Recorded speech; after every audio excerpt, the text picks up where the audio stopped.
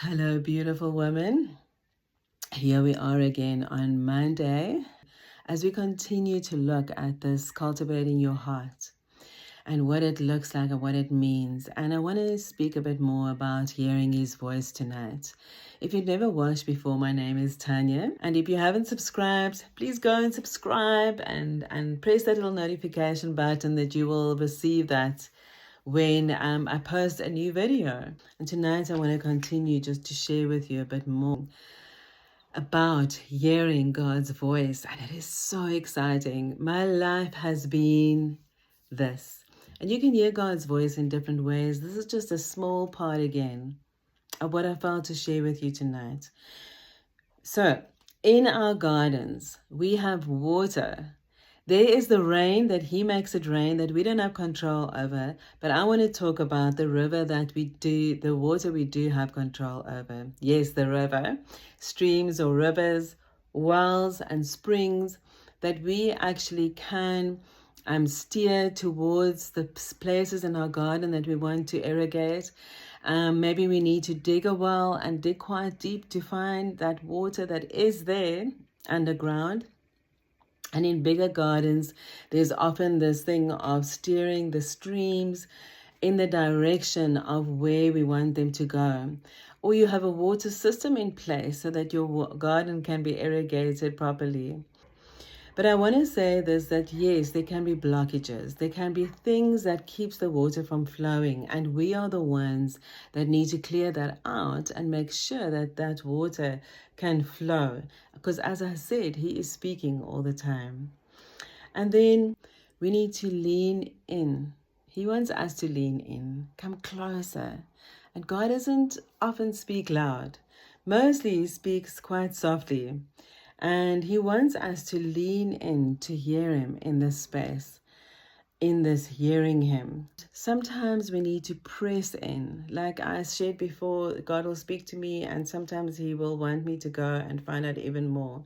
And for me to find out even more, I have to press in more. Now, just thinking about that today, could it be that He actually, it's possibly more important to Him that we lean in and come closer intimately to Him, to hear Him, than Him actually wanting to speak louder and give us the exact directions of this is the exact word from A to Z, this is how it's going to happen.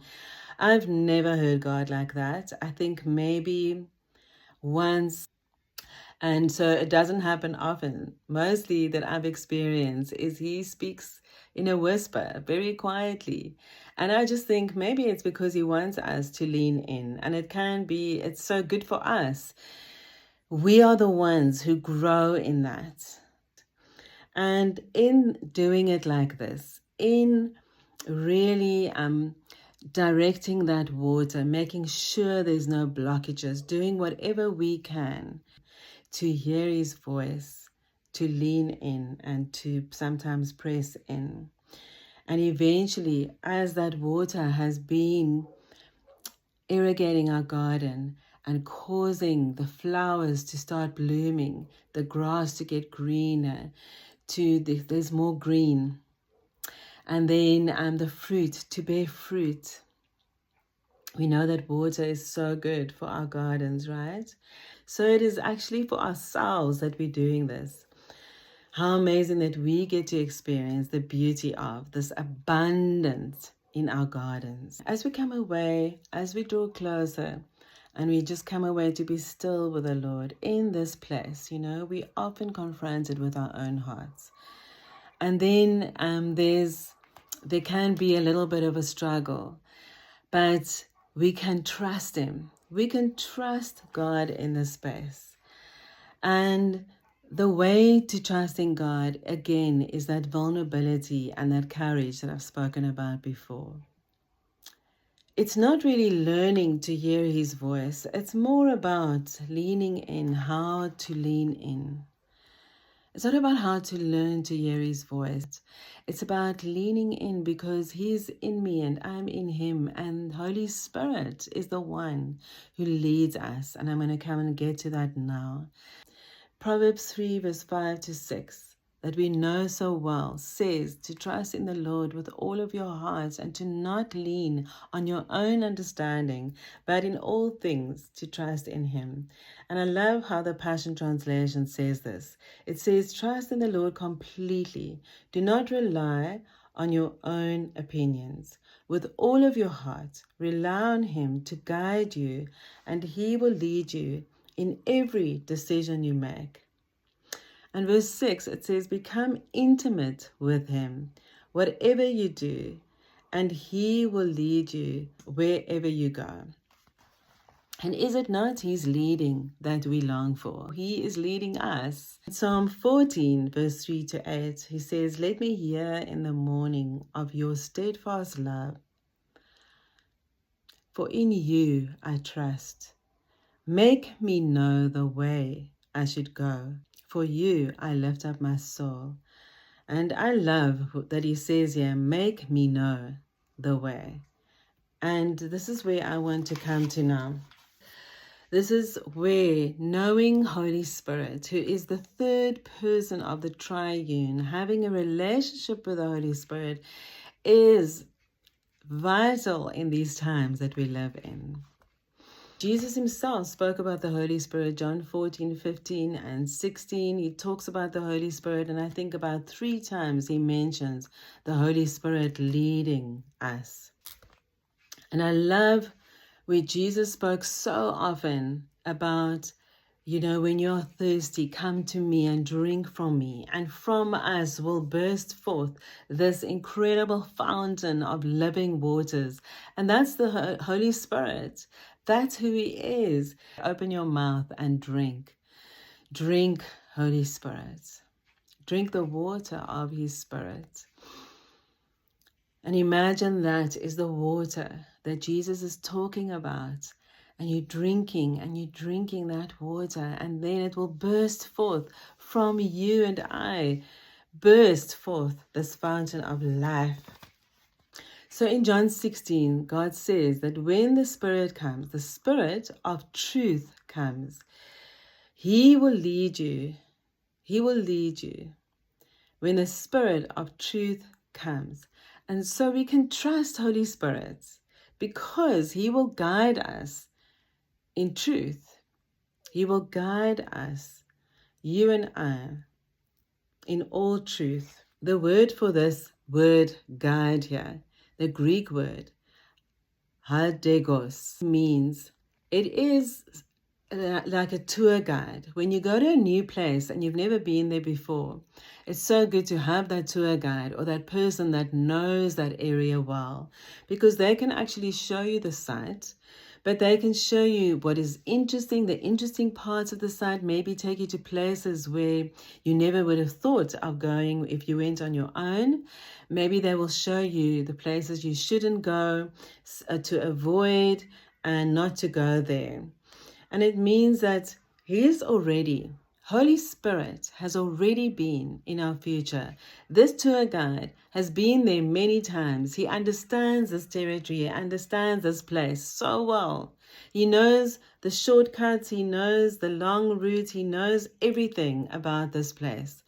And so He's already been there. He's already been in your future. So you can trust Him to guide you. That is what this word means. So in Romans 8, verse 4, it talks about being led by the Spirit of God. And I just want to say this now, that presumption is very different. Presuming this is a good idea. Maybe you're in a desperate situation and you just have presumptions. And that is not, that's very different to hearing God's voice and being led by His Spirit. And that can be quite dangerous when we do that. This word here, led by the Spirit of God, the Greek word here is argo. This is what this word means, argo. It means like an animal being led.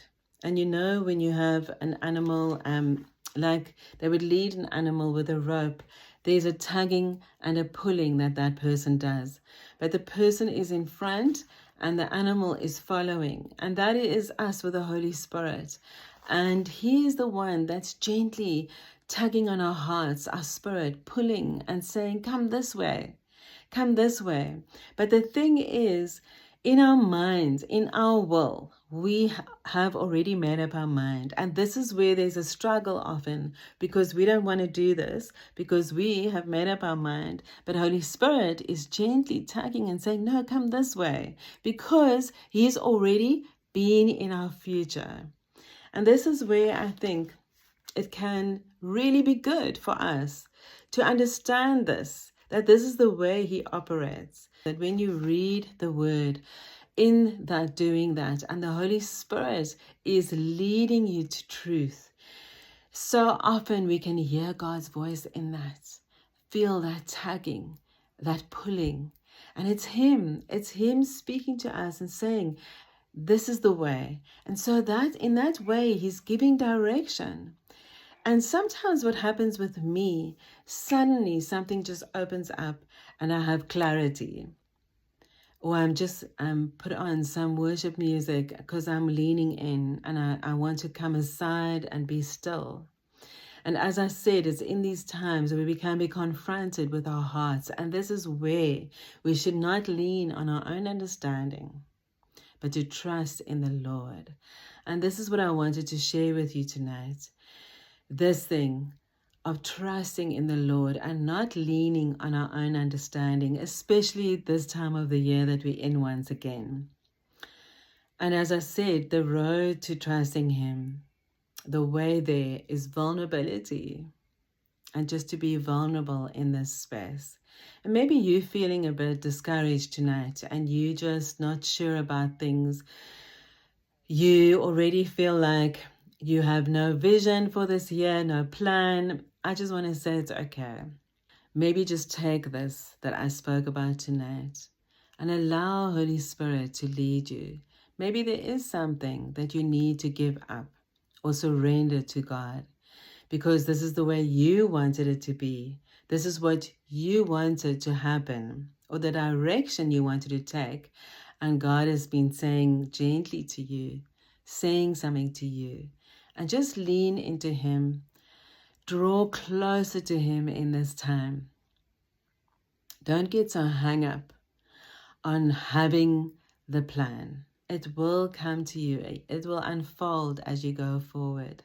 I just want to end it there tonight. I will continue speaking more in detail about hearing His voice. Even how can we strategize? How can we plan? Especially this time of the year that we're in. Don't be scared or afraid to be courageous, to let your feet hang over the side of the boat in this journey. This is as much of a risky thing as walking on water. So don't be afraid of this space. And I just want to bless you tonight, and I will see you soon.